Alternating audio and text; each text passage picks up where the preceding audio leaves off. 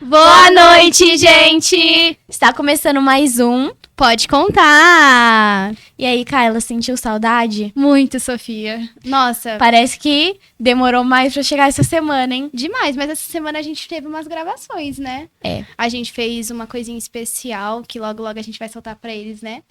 Só babado vindo por aí, É, gente. acredito Muita que quem coisa acompanha boa. a gente no Instagram viu, né? Na terça-feira a gente junta. Exatamente. É, muito legal. Bom, So, e aí? Como que foi essa semana? Como você tá hoje? Foi tranquila, muito trabalho, graças a Deus, né? Não podemos reclamar. E a sua, Kayla? Nossa, minha semana foi muito corrida. Mas estamos aqui pra mais um episódio de Pode Contar, né? Isso Que aí. eu tô amando, inclusive. Gente, e o sorteio da Juliana? Sorteio babado, hein? É, tem muita gente participando, né? Muita gente. Esse daí eu já nem comentei pra não ter. É. A Kayla vai ganhar de novo, vai falar que é marmelada. É, porque depois as pessoas ficam falando, ai, você ganhou. Mas eu tô ansiosa pra saber quem vai ganhar esse sorteio, né? Isso aí, então, corram ainda que eu acho que dá tempo de comentar mais um pouquinho, hein? É, eu acho que esse sorteio a gente vai fazer uma live no próprio Instagram do Pode Contar, junto com a Juliana, pra poder mostrar pra vocês quem ganhou, tá bom? Não vai ser ao vivo. Então, corre comentar que ainda você Dá tem tempo. chance. É hoje ainda. E é isso. Vamos falar um pouquinho dos nossos patrocinadores? Bora. Pode começar. Posso começar? Então vamos começar falando da Ju, né? Já que a gente tava falando do sorteio dela. A Juliana é uma cabeleireira maravilhosa, que ela faz os nossos cabelos aqui pro Pode Contar. E tá tendo sorteio lá no Instagram, então participem. E quem também não viu o episódio dela, que foi gravado semana passada, né? Foi ao vivo, só. Isso. Tá no nosso canal do YouTube. É só entrar lá e assistir um pouquinho da história da Juliana, que é maravilhosa. Eu queria agradecer também a Nativa, que está passando a gente na Nativa. Nossa, mãe, tô na rádio. Muito gostoso, gente. Eu fico toda hora escutando a rádio o dia inteiro pra poder ver a nossa chamada lá. Então, quem vê, pode gravar e marcar a gente, que a gente vai repostar vocês. Gostaria de agradecer também a Bom Pedaço e logo novidade pra vocês, tá bom? Vocês viram, gente, no último episódio o pessoal até me zoou, falou, Sofia, você é mais comia do que falava. Mas, gente, a pizza é muito gostosa, não tem Muito boa. como. Nossa, a gente vai sortear umas pizzas pra você. É só a gente pedir pro dono da Bom Pedaço. Vamos. Viu, bom pedaço? Hashtag bom já pedaço. jogamos assim direto. Pode trazer aí um pouquinho de sorteio pra gente, que a gente gosta de dar presente pros nossos espectadores. Exatamente. Eu queria agradecer também o Davi Rodrigues, né? Hoje ele não está na nossa mesa de produção. Quem está na mesa hoje é a Amanda Lino. Amandinha. Acredito que as pessoas ainda não viram quem é a Amanda, mas logo teremos um episódio especial com a Amanda pra vocês conhecerem um pouquinho dessa pessoinha que fica atrás das câmeras. Mas, quem não conheceu a Amanda já conheceu a filha dela, né? No episódio especial de Dia das Crianças. Episódio especial de Dia das Crianças. A filhinha da Amanda estava presente. Então, vamos lá pro nosso convidado de hoje. Vamos, partiu? Vou falar um pouquinho do nosso convidado. Bom, ele é ex-vereador, né? Ele estava concorrendo à política e hoje ele tá aqui para contar um pouquinho da história dele. É o Ronaldo Lopes. Então, pode contar a sua história pra gente, Ronaldo. Com muito prazer, primeiro eu quero agradecer a vocês pela oportunidade, né, de estar aqui contando a minha história no Pode Contar, né? Sinto muito à vontade. E a minha história, na verdade, começou há 28 anos atrás, quando eu cheguei em São Carlos para trabalhar na Volkswagen. Nossa, de onde você era? Na verdade, eu nasci em Minas Gerais e morei em Brasília. Depois de Brasília eu fui para Mauá, São Paulo, e em 96 eu vim para São Carlos. 96. Você já era nascida, Kayla? Não. Nasci em 2004. Você muito menos, né? Olha, eu tenho assim, eu sou mais são carlense do que propriamente mineiro, né? Então, hoje eu tô com 51, na verdade eu saí da casa dos meus pais, eu tinha 13 anos de idade. Nossa. Né? Porque a minha história é assim, eu saí de casa aos 13 anos para estudar num colégio interno, né? Lá em Minas Gerais, que era uma fundação militar. E era a oportunidade que nós tínhamos, a minha família, de estudar. Então, a minha infância e adolescência, ela, de uma certa maneira, foi extremamente reprimida no que diz respeito às liberdades, a todo esse processo de educação que hoje nós vemos que é uma realidade. Então, eu sou considerado um dos últimos retirantes, porque eu sou do norte de Minas Gerais. Você tem quantos irmãos? Nós éramos 16 irmãos. Meu Deus, bastante. Família grande, então. É muita gente. Vou perguntar quantos sobrinhos ele tem, eu acho que ele não vai saber fazer a conta. Eu posso chutar, é verdade. chutar. Eu posso chutar. Eu não sei concretamente quantos.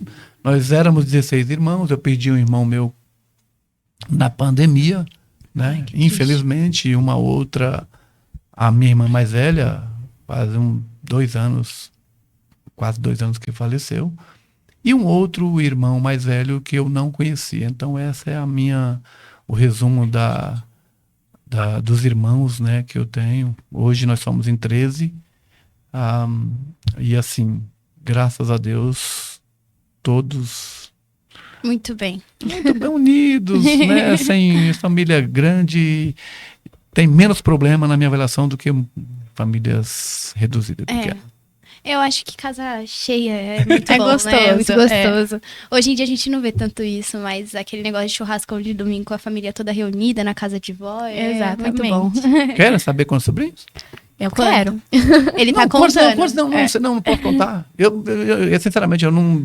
Já fiz as contas várias vezes, mas eu não consigo. Porque tem sobrinhos e aqueles que são filhos dos sobrinhos, né? Então, sim. assim, daí passa de 50. Meu Nossa! Deus! Então, Eu tenho 3 irmãos e eu me confundo na quantidade de sobrinhos. Imagina ele. Mas também a Kayla tem uma criançada inteira. Eu Não, acho mas- que eu tenho 7 sobrinhos, mas se eu Meu tiver Deus errado do é céu. 8. não, mas eu tenho muito sobrinho. Tem sobrinho, filhos, tem bastante. Se eu com 3 irmãos tenho 7, mas... É gente pra família. Tem que alugar uma chácara pra se reunir. Fizemos isso. No boda, quando meu pai estava vivo, nós fizemos uma bodas de diamante, né? Que é 60 anos de casado do meu pai, foi aqui em São Carlos. E aí, sempre que a gente se reúne, tem que ser em chácara ou outro espaço qualquer. Não cabe. Dentro de casa não cabe. É muita gente. Imagina 50 pessoas na sua casa. Fia. Não Na cabe. minha casa não acomoda. Não, é difícil. Mas, e você? Você é casado? Solteiro? Eu sou casado. Eu tenho, nesse casamento, 3 filhos. Né? Tenho o Joaquim, de 11 meses, a Antonella, de 5 e a Catarina, de 9. Aí eu tenho um outro casamento, né? E uma que tem a Helena e a Valentina. E tenho a Ana Júlia, que foi a minha primeira filha mulher. Mas antes da minha primeira filha mulher, eu tenho o último, que é o Joaquim, e o primeiro, que é o Iago, que hoje mora no Nordeste, que tem 32 anos. Nossa, então também você continuou ali a família grande. Todo mundo fala, quer dizer, dos irmãos dessa quantidade aí de irmãos, eu sou o que mais tenho. Eu acho que pros irmãos dele fazer a conta de sobrinhos é pior fica do que mais ele. difícil. Fica mais difícil Porque você ele não contar conta os meus. filhos dele, né? Pra poder contar os sobrinhos. Não, mas é isso. Eu tenho a minha filha tem 16, vou fazer 17. No total são quantos? 7. 7 filhos. Bastante. Legal, é bem gostoso. Pra isso, quem veio casa de família cheia. grande, Imagina um tá aniversário, acostumado. reúne todo mundo, assim. É muito legal de ver tédio onde eu não seus morrer, filhos... tristeza, né? Então, De sempre vai infarto ter que- também não, porque já estão tudo grande. Já Tem um passei, com 32. passei por esse teste, né? já. Não, mas eu tenho uma família, graças a Deus. Cada dia que passa... Amo uma demais emoção nova. os meus filhos, minhas filhas e tudo. É assim que é a vida. Muito legal a gente ver esse lado mais humano dele, né? A gente conhecer um pouquinho da intimidade, que acredito que você não abre isso para muitas pessoas, não fala muito sobre a sua vida, né? Na verdade, assim, quando eu tenho uma oportunidade, eu não tenho nenhum problema em falar, eu não escondo, né? É claro que eu não vou ficar falando, Sim. né? Mas, para mim, é sempre... Eu acho que as pessoas, elas têm que... Não adianta eu tentar inventar. Elas têm que ser aquilo que ela realmente é no dia a dia. Então, assim mas que eu sou. saber um pouquinho do Ronaldo Lopes interno, né? É legal, muito bacana. O público também tenho certeza que deve estar gostando. É uma família grande. A gente é gente que faz gente. Gente que faz. Exatamente. Bom, Ronaldo, você pode falar um pouquinho sobre a sua carreira profissional? Você veio de Minas, né? Você foi para Mauá. Você vim de Minas, fui para Brasília, DF, fui trabalhar de vendedor em Brasília. Nossa. Né? Vendedor de Foi biscoito. seu primeiro emprego? Na verdade, assim, quando você nasce em Minas Gerais, nas condições que eu nasci, a gente só não ganhava dinheiro, mas a gente sempre já nasceu trabalhando. Sim. Né? Porque quando a gente morava em Minas, qual que era a nossa realidade? Os meus pais tinham lá uma fazenda, um sítio, o que a gente comia, o que a gente fazia era tirar da própria terra. Então era aquele sistema de antigamente. Então, quando você não conseguia ir para a roça para trabalhar, para limpar de enxada, fazer essas coisas, quem mora na roça sabe, você ia fazendo um serviço mais doméstico. Então, essa foi a minha vida. Antes de sair para ir para o colégio interno, eu já trabalhava na roça com meus pais, fazia de tudo que tinha que fazer. Né? Aí, quando eu fui para esse colégio interno, lá você não tinha o ECA, né? Porque é o Estatuto da Criança e Adolescente. Sim. Você estudava de manhã e trabalhava à tarde. Ou vice-versa. Então, tipo, começava em sala de aula às 7 horas da manhã e até, sei lá, meio-dia ou às 11, não lembro mais qual era o período. E lembro bem que a gente depois saía às 13 horas e trabalhava até às 17 horas. E aí trabalhava... Isso com quantos anos? Com 13 anos. 13 anos de idade. 13 anos de idade. Então a gente ou ia limpar as lavouras. Nem pode, não pode. Hoje em dia, depois de 88, 14 depois de 88 anos. não mais. Tanto que essa escola que eu estudei acabou. Então a gente fazia o que era? Tinha um serviço que era mais pesado, que era limpar cana, capinha, aquelas coisas bem pesadas mesmo. E tinha a parte mais tranquila, que era cuidar do gado, cuidar do porco, né? Avicultura, suinocultura, avicultura. Então tinha essa forma da gente sobreviver dentro dessa escola. E lá eu fiquei, acho que 4 ou 5 anos. Aí depois eu fui, desse colégio interno, fui para outro colégio interno, que era colégio agrícola, né? Que era uma escola técnica federal, que você fazia uma espécie de um vestibulinho para você ir para lá. Só que lá eu fiquei só 1 ano, né? Depois, não mais. Tanto é que, para efeito de a minha aposentadoria, a minha expectativa é poder contar com esse período, né? Desses 5 anos que eu fiquei no colégio interno. E você acha, assim, que esse colégio interno te ajudou em alguma coisa na sua carreira ou só te traumatizou? Não, na verdade, eu acho que, assim, ajudou. Porque não tinha muita opção naquela época, porque ou ele trabalhava, como ele falou, com serviços domésticos, ou era na roça. Então, para ele ter o estudo, um norte para poder ir para algum lugar, teria que ser o colégio interno. E eu acho muito legal os seus pais terem dado essa oportunidade para você de ter ido pro colégio interno, porque tem muitas crianças que nem essa oportunidade teve naquela época. Naquela época, é verdade. E, assim, e o meu pai era muito... Tinha um deputado em Minas Gerais, que era o Coronel Manuel José de Almeida. E este deputado que foi o fundador dessa escola Caio Martins. E na época o meu pai foi atrás dele para arrumar uma vaga para o meu irmão mais velho, né? Porque lá em casa praticamente todos que estudaram passaram por essa escola, né? Que era essa fundação educacional Caio Martins. Bacana. E depois desse tempo que você ficou mais na roça, né? Que você teve bastante essa pegada. Você estudava na parte da manhã? Na parte da manhã, né? A gente Podia não escolher? morava com os pais. Era um colégio interno que você ia morava lá. dentro do Não, colégio? a gente morava na roça, né? No sítio, na fazenda. Depois eu fui... Essa fundação era na cidade, perto da cidade. Uma fazenda grudada na cidade. E aí eu só poderia ir para casa dos meus pais de ano em ano. Nossa. Eu não tinha contato com meus pais. A gente ficava no colégio interno, lá tinha, no prédio que eu ficava, tinha um casal que era responsável por nós. Aí a gente, nas férias, por exemplo, de outubro, uma parte ia para casa e outra parte ficava. Por que uma parte ficava? Que era para cuidar, né, da agricultura, da agropecuária, quer dizer, que tinha ali das criações.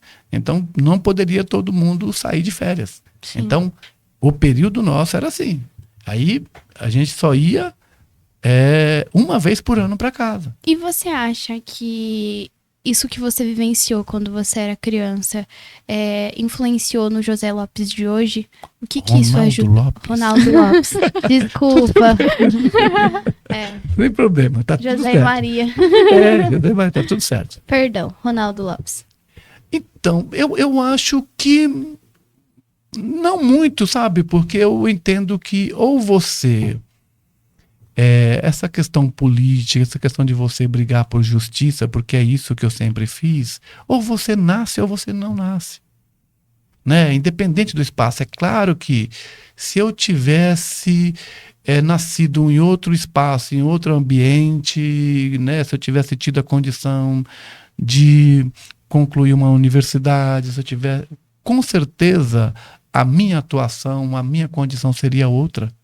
Entendeu? Então, mas o que eu fui, o que eu fiz não impediu, por exemplo, de eu conseguir entender o que é certo ou o que é errado, até onde eu poderia ir, no que eu acabei me transformando. E chegar onde você chegou também. Perfeito. Né? E da onde que veio essa sua inspiração para entrar na sua carreira política? Eu acho que é uma questão da minha família, do meu pai, sabe? Da minha mãe, porque eu acredito muito nisso, porque ou você herda, ou você tem, e o jeito que eles nos criaram, né? E a própria condição mesmo, né? Que eu nasci com isso, e lá em casa não é só eu. Sim. Né? Eu entendo que todos eles têm esse espírito, na verdade, de combatividade, de luta. Não é só eu. E como que foi a sua experiência, assim, tanto trabalhando na Volkswagen e estando ali na política, assim? Você ficou ao mesmo tempo fazendo as duas coisas? É assim, depois que eu saí de Minas, eu fui para Brasília. Brasília, fiquei um tempo trabalhando em vendedor, não deu certo, eu vim para São Paulo, né, para Mauá. E quando eu cheguei em Mauá, eu fiz alguns trabalhos que a gente chamava de bico. Trabalhei dentro da Petrobras, trabalhei dentro da refinaria lá, fazendo serviços loucos, né? Trabalhando 12 horas o tempo inteiro para não ficar parado. Até que eu consegui entrar. Não, eu entrei na Volkswagen, limpando o banheiro. Nossa. Na Volkswagen de São Bernardo. Depois eu saí de limpar banheiro e fui para a área lá de manutenção. Não é manutenção, limpar as máquinas. Sim. Né? Saí do banheiro para as máquinas.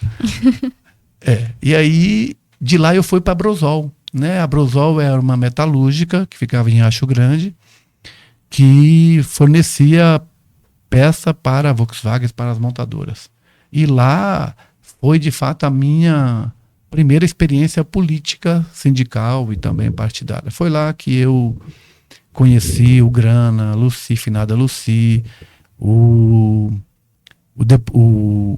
Guiba e o presidente do sindicato, que hoje eu mantenho uma relação de amizade até hoje com o deputado federal Vicentinho, né? Vicente Paulo da Silva. O Vicentinho, quando eu estava na Brosol, ele era o presidente dos sindicatos metalúrgicos do ABC, né? Quando nós fundamos a comissão de fábrica. Então foi lá na Brosol que eu comecei a ter o contato com comissão de fábrica, sindicato, e depois que eu saí da Brusol, em janeiro de 96, aí setembro de 96 foi quando a Volkswagen me chamou para vir para cá. Aí você começou a atuar na Volkswagen, você ficou lá por quanto tempo e como que era o seu trabalho lá? Na Volkswagen eu entrei em 96, antes da empresa inaugurar as suas atividades. Quando eu cheguei na Volkswagen, eu sempre trabalhei, né, na área, eu fui contratado para a área de montagem, onde eu permaneci até a semana passada.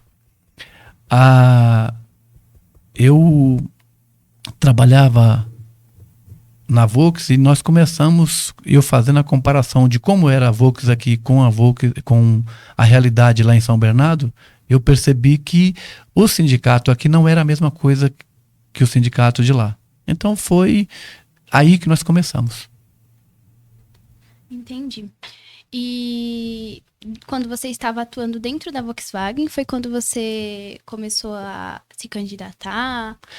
Na verdade, quando eu fui para a comissão de fábrica, nós entendíamos que era para ganhar o sindicato, o foco nosso era ganhar o sindicato dos metalúrgicos.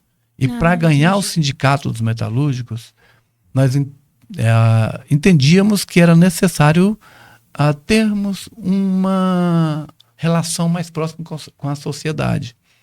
E o espaço que nós começamos a trabalhar foi esse. Não, nós queremos ter um mandato de vereador, né, a partir dessa nossa organização para disputar o sindicato e ganhar o sindicato. Tanto é que o primeiro candidato que nós lançamos foi hoje o atual eleito vice-prefeito Roselei. O Roselei trabalhava na Volkswagen e eu coordenei a campanha do Roselei, né, lá em 2000.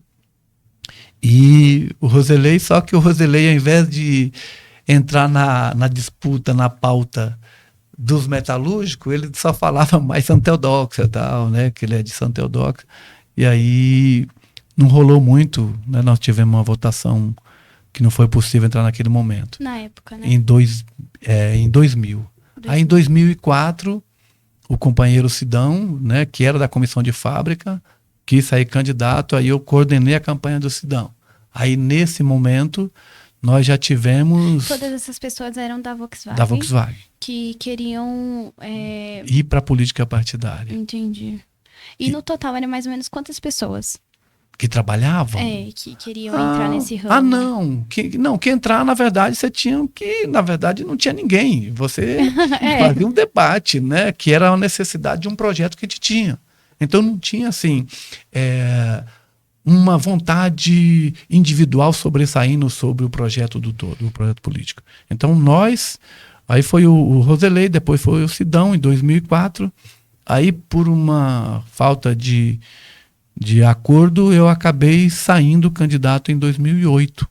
Né? O Sidão saiu também e estava já dentro da composição do sindicato. 2008, então, foi seu primeiro mandato? Foi a minha primeira candidatura e minha primeira eleição. Você ficou quantos mandatos? 2. 2? Eu fui eleito em 2008 e reeleito em 2012. Bacana. Depois não mais. E aí eu fui candidato aos 48 do segundo tempo nessa eleição, que eu não ia sair, porque não preparei, não fiz pré-campanha, não fiz nada, mas simplesmente para contribuir e ajudar o partido, ajudar, né, naquilo que complementar a legenda, mas, né, aí é onde é que entra a parte que encerrou dramática e ruim, que foi o que motivou, inclusive, o porquê de eu estar aqui para contar a minha história, mas sem falar isso, e eu agradeço vocês, né, por estar como colocando. foi o seu mandato durante o tempo que você ficou na política? Olha, eu fazia um mandato, eu falava mandato popular, né, um mandato onde, inclusive, o Djalma, né, que é um companheiro agora eleito e reeleito, para minha alegria, sendo mais votado nas duas eleições. Nas duas eleições, o mais votado, né? Sempre surpreendendo. E o Djalma já confessou e falou que eu fui inspiração e servi de motivação para que ele pudesse, né, entrar na política partidária. Então isso, eu tenho várias alegrias e essa é uma delas, né, porque eu sempre fazia o mandato popular, o mandato discutido com a população. E o Djalma sempre esteve presente, né? Eu conheci a Associação Veracidade, né? Quando era vereador eu destinava emenda para lá, ajudava. Então eu nunca tive nenhuma tipo de amarração. Eu só vou ajudar quem me ajudar na política. Eu nunca fiz isso, né? Então eu tive... O mandato meu foi caracterizado muito por isso. E tenho orgulho de ter construído 2 leis que hoje foram e são fundamentais. Por exemplo, uma delas é a que garante a mãe, na hora do parto, a parturiente, a ter acompanhante na hora do pré-parto, parto e pós-parto imediato. Antes de 2010, eu recebia muitas reclamações, eram as mães, pais fazendo boletim de ocorrência por não ter esse direito respeitado na maternidade. Então, isso foi uma lei que eu fiz, construindo com audiências públicas, né, com as doulas, com os médicos, chamei todo mundo e nós fizemos esse projeto, que hoje é uma realidade e que não tem mais reclamação. Então, é o tipo de lei que o vereador pode fazer e que eu tenho orgulho de ser aí o autor. E muitas pessoas utilizam dessa lei hoje em dia, eu né? acho Isso daí é uma muito coisa bacana. fundamental. Todo mundo, literalmente. Isso é uma coisa muito fundamental. Exatamente. Ainda mais nesse momento, né, que a mãe tá ali no parto, ela precisa de alguém pra estar ali. Frágil. Muito frágil. Então, eu tinha muita demanda. Então, os pontos polêmicos que muitos não tinham coragem de abraçar, quando o meu mandato foi marcado por isso. Então, esses pontos eu nunca tive problema. Desculpa. Não é? Eu lembrei agora, depois que eu bati, que vocês falaram que eu não podia bater. Fica tranquilo. Sou um caboclo disciplinado. Aí, nós fizemos esse projeto de lei e construído, na verdade, pela característica do mandato, né? E um outro que nós fizemos foi a que notifica os acidentes e doenças relacionadas ao trabalho, porque eu briguei muito para que nós tivéssemos em São Carlos o Sereste, que é um centro de referência em saúde do trabalhador, que hoje nós pertencemos a Araraquara, né? Todas as notificações dos acidentes e doenças são notificadas em Araraquara. Então, claro que a luta foi interrompida, acredito que alguém em algum momento vai retomar, mas essa foi. E a outra é a questão dessa máfia do transporte público, sabe? Transporte público aqui em São Que Carlos é complicado. Então, ninguém tinha coragem de mexer, eu mexi. Até hoje, muito né? com isso. Exatamente. O pessoal não tinha as razões, vocês podem pesquisar e ir atrás, mas o transporte público é um problema sério e que eu pautava. Fui tirado de dentro da sala de prefeito por conta desses enfrentamentos, né? Eu já tive que fazer boletim de ocorrência quando estava vereador. Então, se vocês dão uma olhada no meu histórico, quando estava vereador, então, assim, a luta, as brigas eram muito frequentes, né? E outras pautas que foram bastante complicadas, mas que eu nunca tive problema em O que você assumir. tem a falar sobre a situação de São Carlos hoje em dia? O que você vê? Olha, eu espero que o Neto e o Roselei consigam fazer o mandato realmente transformando os espaços, né, institucionais efetivos. O que eu quero dizer com isso? Que os dois possam realmente ser os únicos prefeitos e vice-prefeitos. Porque hoje a realidade de São Carlos é que nós temos não um prefeito, nós temos vários prefeitos, porque cada mandato de vereador manda um determinado espaço na prefeitura hoje. Infelizmente, é isso que nós então, convivemos. Tem muita discussão, né? Existe porque, muito debate. Por exemplo, pesquisa hoje. Vê quem é o secretário de determinada pasta e quem que é o padrinho foi indicado por quem. Vá atrás. vê para você, faz uma consulta e faz esse questionamento. Então, a minha expectativa é essa. Entendi. E deixa eu te perguntar, tirando essas leis, na política, o que você acha que você também teve um papel fundamental? Porque, querendo ou não, pelo que deu pra explicar, você foi bem apocalíptico, né? Não tinha medo de ninguém e ia pra luta mesmo. Tem alguma história, assim, de alguma luta que você batalhou? Olha, vou te falar uma coisa. Eu sempre fazia as audiências públicas, por exemplo, a questão ambiental, né, que era a área que o Djalma sempre atuava na época. E a gente... Vou dar um exemplo para você. Uma vez, eu fui atrás do descarte de lâmpadas fluorescentes. Olha só que absurdo. Aí eu fiz a denúncia, o secretário com o diretor de serviços públicos, né, tinha essas lâmpadas armazenadas de forma incorreta no cemitério, Nossa Senhora do Carmo. E aí eu fiz a denúncia, isso acabou sendo transformando em processo, eu fiz a denúncia, e aí qual foi a solução do prefeito na época? Pegou essas lâmpadas fluorescentes e enterrou no cemitério. Abriu deu uma vala e fez o sepultamento dessas lâmpadas. Meu Deus. E aí eu fui lá e detectei que eles tinham feito isso, né? Aí levei o procurador, o promotor responsável na época, e a prefeitura foi, antes do promotor de constatar aquele absurdo, eles foram lá, meteram a máquina, tiraram tudo, desenterraram e colocaram na garagem. Então, Nossa. é o tipo de ação que a gente fazia, né? Eu lembro que teve filmagem lá da TV e tal, acabou não passando, não sei por quê. Mas foi bastante polêmico. Então, esse tipo de atitude sempre aconteceu durante os meus mandatos. É muito bacana. E eu fiquei imaginando eles enterrando e desenterrando o mas negócio. você viu o tamanho, eu tenho que buscar, tem com certeza fotos, né, dessa época, foi um absurdo.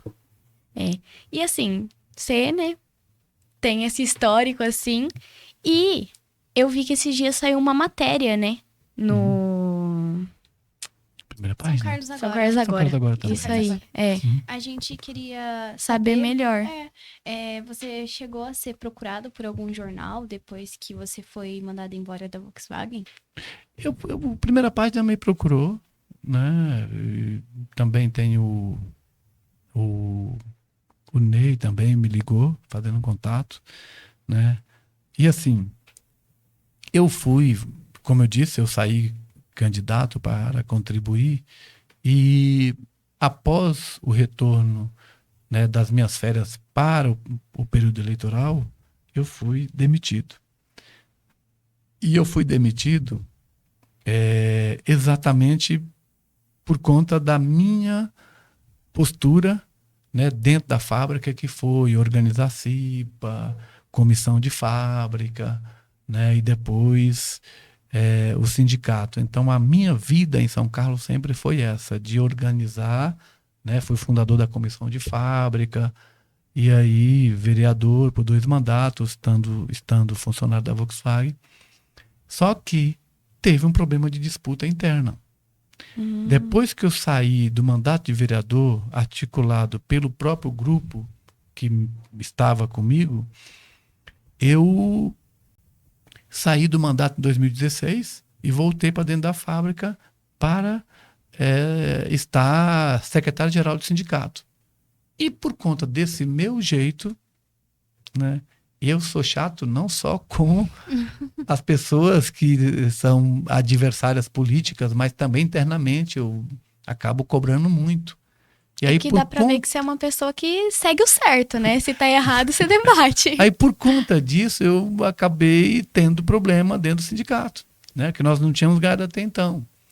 E lá acabou o que eles falam, muitos meus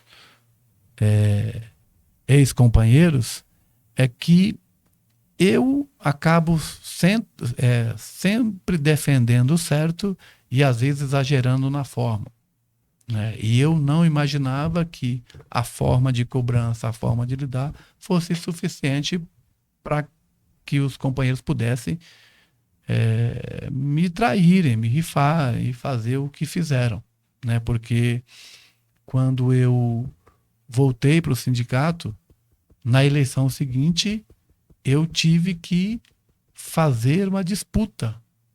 Eu tive que montar uma chapa, mesmo estando quase 10 anos fora da fábrica, para disputar. E naquela oportunidade, na eleição, não na última, mas na penúltima, eu praticamente, com todos os problemas, eu só quase empatei com toda a máquina, né? Aí na segunda eleição, eu não consegui disputar, porque teve, inclusive, é objeto de discussão na justiça,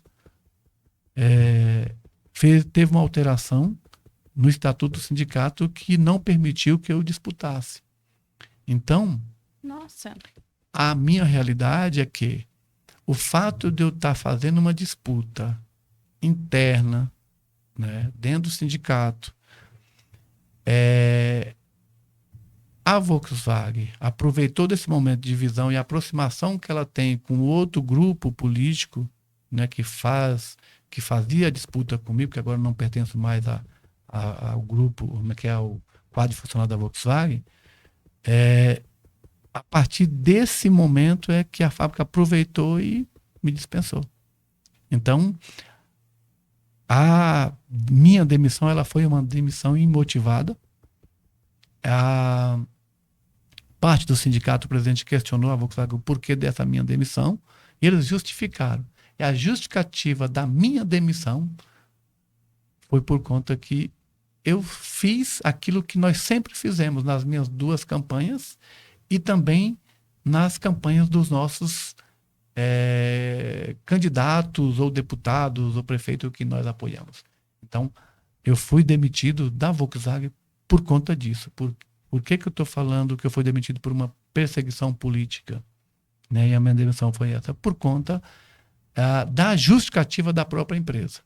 Né? Eu queria falar sobre a matéria que saiu no São Carlos agora, e eu queria ler um trechinho que foi colocado aqui, e eu queria que você falasse o que você acha sobre o que foi colocado não me perguntaram, nessa tá? notícia. Eu não falei com eles. Tá, aqui tá. Segundo o vereador Djalma Neri, a empresa alegou que o ex-vereador violou uma regra interna e teria realizado campanhas na dependência da Volkswagen. Aí eu queria saber se realmente houve isso. Houve campanhas internas? Você chegou a realizar esse tipo de campanha? Olha, o que eu disse, o que eu estava falando há pouco. Quando eu decidi sair candidato, o que ela alega é que eu ultrapassei o meu horário de trabalho, além do meu horário, que eu estou trabalhando no 3º turno, eu fiquei um pouco a mais, falei assim, gente, eu vou sair candidato. Não foi uma campanha. Eu só falei assim, eu vou sair de férias, decidi sair candidato e vou sair candidato. Beleza? Foi isso que eu disse para a companheirada lá, para os trabalhadores do 1º turno. E aí, tinha um processo de construção com o presidente do partido, né, inclusive o presidente da federação, que eu sairia candidato para ajudar o partido, mas que ele ia trabalhar que esses diretores do sindicato dentro da Volkswagen Comissão de Fábrica iria fazer a minha campanha. Nós estávamos nesse processo de construção.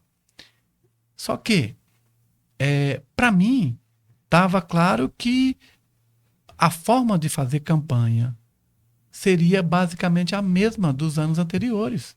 Tanto é que eu fui cobrado pelo coordenador da comissão de fábrica na Volks, que estava me cobrando que, enquanto eu estava na pré-campanha ou período que eu estava já com possibilidade de fazer campanha dentro da fábrica, eu não fiz.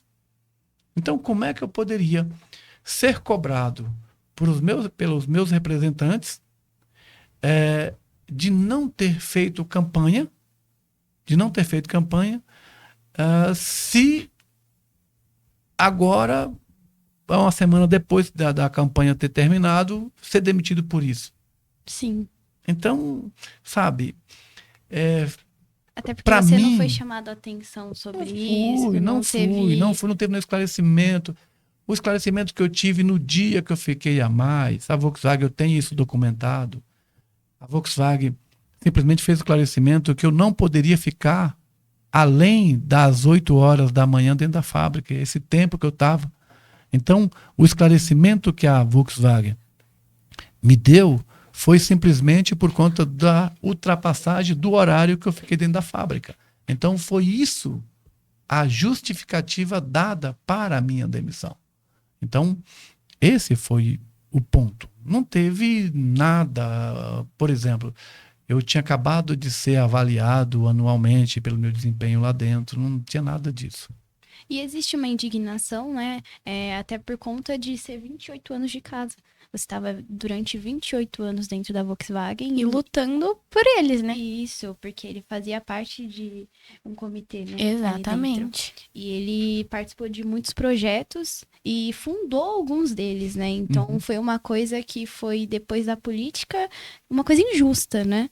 Basicamente. A gente queria ler um outro trechinho da reportagem que foi soltada no São Carlos Agora, que a gente queria saber sobre o que você acha sobre isso. Peraí que eu vou ter que colocar meu óculos, gente, senão eu não consigo ler. Momento de descontração. Tranquilo. Aqui foi o Djalma, né, que Isso. falou. A gente viu que o Djalma tá ali no seu apoio, né, tá como um grande amigo. Aqui, ó. Certo.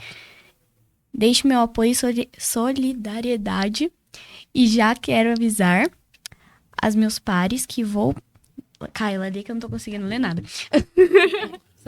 Mesmo com o óculos, não tá adiantando. Tá. Deixo meu apoio e solidariedade e já quero avisar aos meus pares que vou protocolar uma moção de apoio e solidariedade a esse vereador. Infelizmente, pelo que tudo indica, ele teve problemas profissionais gravíssimos em decorrência da sua atuação política. Isso não pode acontecer em uma democracia. Isso foi uma fala do Djalma, né? Que ele deu para o São Carlos Agora. E eu queria saber se você concorda, o que você acha dessa solidariedade que ele falou que ele vai levantar, né? Esse apoio e essa moção. Não, como eu disse, o Djalma sempre foi um parceiro, um amigo e que está sempre, né, sendo solidário junto comigo nas lutas. E eu agradeço. E realmente ele fez. Inclusive, quero aqui, hoje é quinta, né? Isso. Na terça-feira teve a moção do Djalma, né? E essa moção eu quero, Djalma, obrigado, companheiro, pela moção, pelo apoio. E assim, é motivo de muito orgulho, né, ter esse respaldo do Djalma. Então, eu acho que essa moção de apoio, ele acabou transformando até mesmo numa moção de repúdio a postura da Volkswagen pela perseguição que eu venho sofrendo. Mas tem uma outra moção que eu fui comunicado também, que teve aprovado na Câmara. Qual? A gente gosta, Foi de contar. Em primeira mão? Foi do vereador e vice-prefeito eleito Roselei, né? Pela história que eu disse aqui, inclusive, né, pela relação, né? A relação que eu tenho também com Roselei, né? Desde o momento que eu coordenei a sua primeira campanha no momento de Volkswagen, então até hoje eu continuo o contato com o Roselei, eu chamei ele de peão, né? A minha relação é muito tranquila. E você e o Roselei eram de partidos diferentes, não eram? No começo não. Não? Não. Sabia que o Roselei foi eleito, foi candidato as primeiras vezes pelo PT, foi eleito pelo PT, a primeira eleição do Roselei, ele era do PT. Aí depois que ele saiu do PT, foi para a rede, da rede é que ele foi para não sei para que outro partido foi, não sei se foi o PSB ou foi para o MDB, mas agora é o MDB. Mas o Roselei, na verdade, tem essa característica nele. Saiu, começou no PT, era peão de fábrica e depois hoje é doutor. De peão. De peão a doutor. Literalmente, de peão a doutor. Mas você também, né? Você veio da roça. Você saiu de lá e virou vereador. Você teve uma história, uma trajetória muito linda. Tipo, você poderia ter se acomodado com a sua situação, falado, não, eu sou daqui, minha família é daqui, vou ficar aqui. Mas não, veio para São Carlos e fundou, né, algumas leis que foram aprovadas que são essenciais para a vida de muitas pessoas hoje em dia. assim, é motivo de muito orgulho o fato realmente de eu ser alguns falam assim, um capial vindo da roça, pinhão de fábrica, né? E ter, né, essa oportunidade de mostrar realmente que a sabedoria está além daquilo que muitas pessoas acreditam, né? Então, ou você tem a sabedoria que você acaba colocando para fora e demonstrando para as pessoas que você não aprende, né, isso num banco de escola. Então, a escola é fundamental para que você aperfeiçoe todo o seu as suas habilidades e possibilidades. Eu digo, se eu tivesse tido a oportunidade, né, de estar em outro espaço, com certeza a minha situação seria outra. Eu digo uma coisa, cometi um erro, que foi acreditar nas pessoas. E é esse o preço que eu estou pagando. Fui traído, fui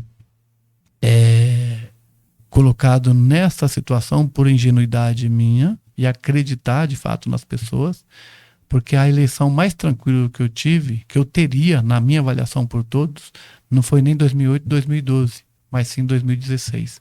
Porque eu fazia oposição ao Othomani, eu estava com um mandato extremamente visível, com muita visibilidade. Quem fazia oposição ao Othomani naquela oportunidade era eu. E não vamos, eu não vou sair candidato para voltar para o sindicato, e foi isso que aconteceu, né? Por conta que tinha outros companheiros dentro do sindicato que queriam sair candidato.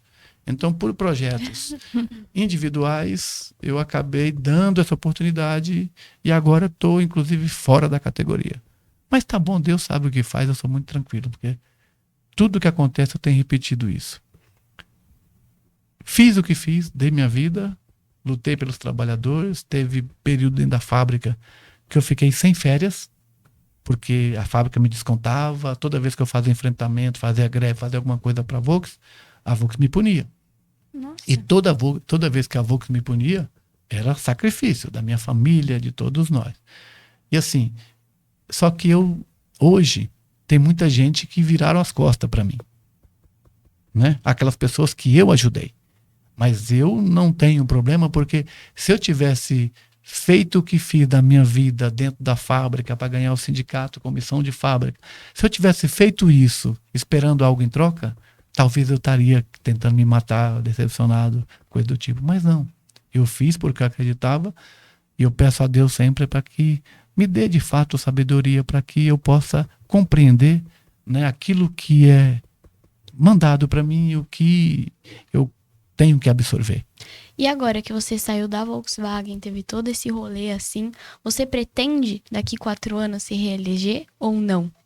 Não é algo que você pretende? Eu acho que se eu falar qual é o meu projeto agora para frente, eu estou posso cometer o erro, falhas, mas eu tenho, como muita gente achou quando eu deixei a política em 2016, não, mas você está aqui, as pessoas falam assim, quando me viam, falam assim, mas você está em São Carlos? Me falaram que você estava em Minas, você falou que você estava em São Paulo. Eu não sei, eu tenho uma vontade que é de fazer alguma coisa por alguém que está precisando.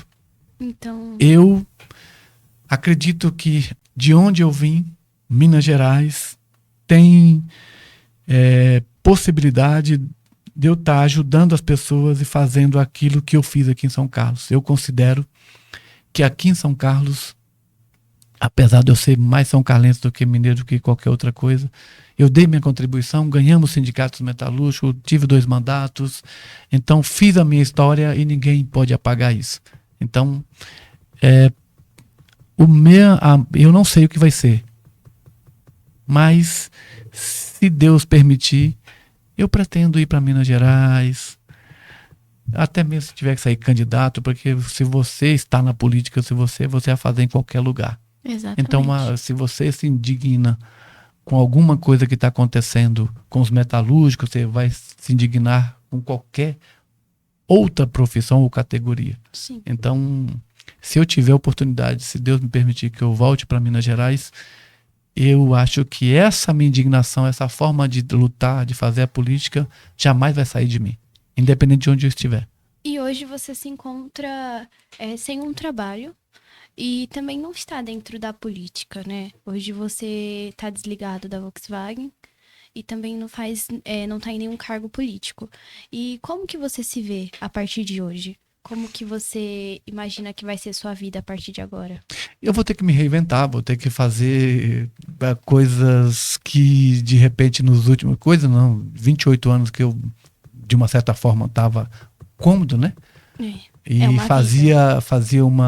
sempre fiz essa luta sindical, sempre fiz enfrentamento, e foi por conta disso que eu fui demitido. E agora, vida que segue, eu vou ter que dar um jeito de sobreviver. E é isso que eu vou fazer. Não tenho problema, medo de fazer nada, e vou trabalhar. Eu sei que tem muita gente que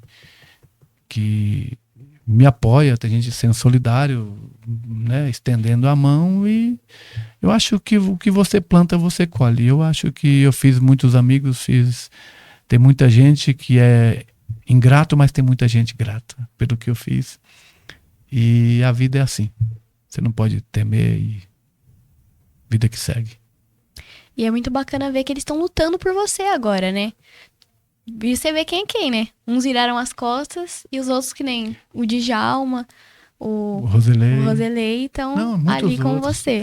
Muitas pessoas contra, mas muitas pessoas Mas assim, o pessoal são contra porque o pessoal olha para o próprio umbigo. No primeiro momento que a fábrica me demitiu, 100% dos trabalhadores pararam 1 hora. Então teve 1 hora de protesto por turno. Então a Volkswagen durante 3 horas parou a produção por conta da minha demissão. E aí, por conta dessa divisão, desse racha que teve lá,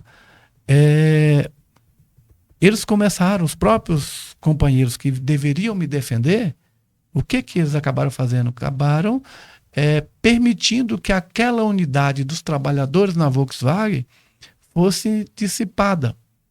Então, o pessoal votou que não ia fazer hora extra, que não ia pagar banco de hora, que ia, né, defender a minha recontratação. E aí, por conta da questão política que a Volkswagen pegou naquele momento, da divisão, né, que é um problema sério no meio político, e sobretudo na esquerda, que eu estou sendo sacrificado ou rifado por uma questão política. Pura e simplesmente isso. Né? Reconheço isso e não tem problema. Né? Então, assim, só espero que os companheiros tirem um aprendizado disso. Eu falo os trabalhadores. Porque cada um tem o seu caráter e pensa como bem entende, e eu estou muito tranquilo com relação a isso. É complicado, né? É uma coisa... Porque, querendo ou não, você ficou uma vida lá dentro, acontecer tudo isso. É triste e revoltante, né? Assim, olha, eu tenho alguns companheiros que quando eu falei da questão de comissão de fábrica na Volks, eu saía de carona aqui nas carretas, que ia da Volks São Carlos para a Volks São Bernardo.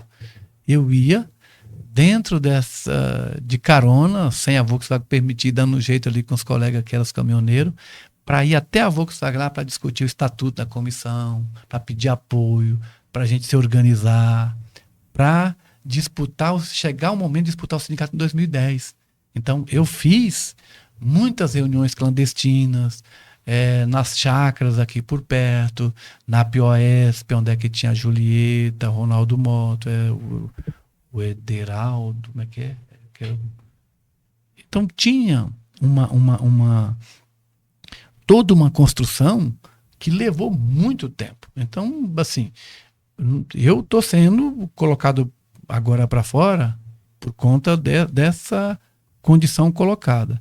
Mas quando as pessoas lembram do sacrifício, do empenho, de tudo que eu fiz para a gente chegar onde nós chegamos, eu não posso levar para esse lado. Mas assim, realmente foi a minha vida. A minha vida não foi 28 anos trabalhando na Volkswagen simplesmente. Foi 28 anos de luta, de organização. Se nós temos sindicato hoje filiado à CUT, pode ter certeza que se não fosse Ronaldo Lopes, nós não tínhamos sindicato filiado à CUT, não tinha sindicato aqui dos metalúrgicos. Ronaldo. Bom, eu queria muito agradecer. A gente fica até de manhã, né, conversando. É uma situação tão, né, comovente que a gente fica pensando na injustiça. Mas, assim, eu queria agradecer a sua participação no podcast. Eu queria agradecer por você ter contado um pouquinho da sua história. Ter falado como foi a sua trajetória desde Minas Gerais, Mauá, Brasília, até chegar em São Carlos e se tornar vereador, né? E também ter participado desse tempo na Volkswagen. É uma coisa revoltante que a gente vê, né? Muita injustiça que acontece no mundo. E aí em São Carlos não é diferente, né? São várias pessoas, é como fala. Tem uma frase que diz que dentro de uma empresa as pessoas te veem como um número. E realmente você deu a vida para a empresa e eles te viram como um número. Mas você não é só um número, né? Você tinha uma vida, você tinha uma trajetória de 28 anos. Como você falou, se não fosse Ronaldo Lopes, não teria acontecido muitas coisas dentro da Volkswagen.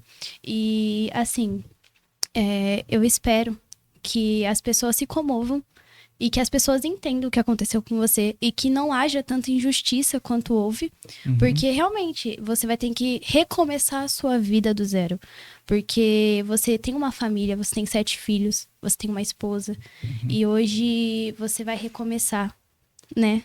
Mas vai recomeçar com um sorriso no rosto, como você falou. Você não tá preocupado com isso, porque a gente tem que recomeçar, não tem opção. Você vai fazer o quê? Recomeçar. É isso. Então, obrigado por ter compartilhado tudo isso com a gente. E eu espero que esse comitê que teve, né, tudo isso, o apoio do Djalma com você, do Roselei e dessas outras pessoas que estão dentro da política te ajude muito, que você consiga se reconstruir e se fortalecer, tá? Desejo tudo de bom para sua trajetória a partir de agora. Gente, quero agradecer vocês porque é uma oportunidade. E assim, se a gente não conta a história,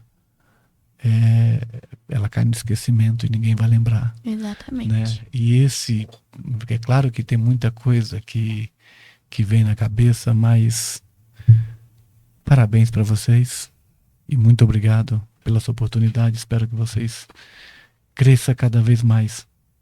Sucesso, força para vocês. Muito obrigada. Queria agradecer também. A Cacá, ela sempre toma a frente e fala tudo. É todo episódio assim. Mas agradecer a sua participação. Foi muito importante. E eu tenho certeza que essas falas também vão ajudar muito você. E daqui pra frente, é isso. Só sucesso pra sua vida. Muito obrigado. Obrigado, querida. Obrigado pelo carinho e que Deus nos abençoe. Até porque ele ter aceitado o convite de estar aqui hoje com a gente, realmente é muito gratificante, porque você confiou na gente para estar contando essa história que aconteceu com você. Então, espero que sucesso. Eu sou muito chorão, né? eu lembro só da primeira vez que eu fui falar no caminhão de som, na primeira greve que nós fizemos na Volkswagen.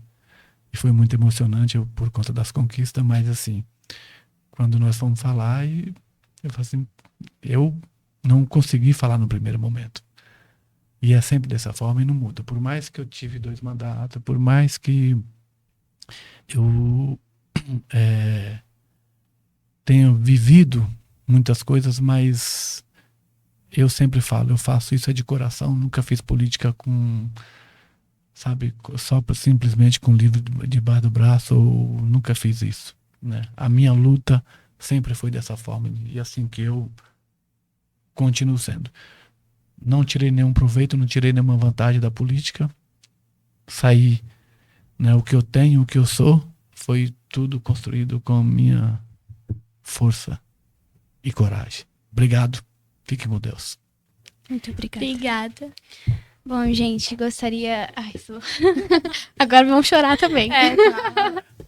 Gente, é muito comovente mesmo. Né? Exatamente. fiquei sentida. A Sofia falou que todo podcast eu tomo a frente e falo. Mas eu queria dizer que, gente, eu assistia muito aqueles programas de TV com a minha mãe quando eu era criança, que no final as pessoas davam aquele fecho, né, de toda a história, um resumão. E eu achava isso muito bonito. Então agora que eu tenho um podcast, eu faço. Oxi, eu acho muito legal. Tá certa, Carla, pode fazer. Mas é só no final, tá? Às vezes no meio da entrevista, mas é mais no final. Mas a Sofia entende. Às vezes ela tem vontade de puxar meu cabelo e falar, cala a boca e dar um soco. Deixa eu falar Tem. um pouco. Mas tá tudo bem. É um momento descontraído, né? Exatamente. Bom, gente, a gente queria agradecer vocês por estar assistindo mais um episódio do Pode Contar. E a gente fica por aqui, né? Isso aí, até quinta que vem. Muito obrigada por assistirem até aqui. E quem será que é o próximo convidado? Quem será que é o próximo? Valendo? Valendo um pix, será? Ai, não sei. Peraí. A gente joga? Será? Vamos lá. Ah, não vou jogar, não. Tô pensando Vamos aqui. postar uma caixinha, vocês vão chutar. Vamos É. ver se a gente vai valer um Se presente chutarem misterioso. bastante pessoa, a gente joga um presente misterioso pra vocês, tá bom? R$2 é um presente misterioso. E aí? Então tá, gente. Muito obrigada. Muito Tchau, tchau. obrigada, gente. Beijo.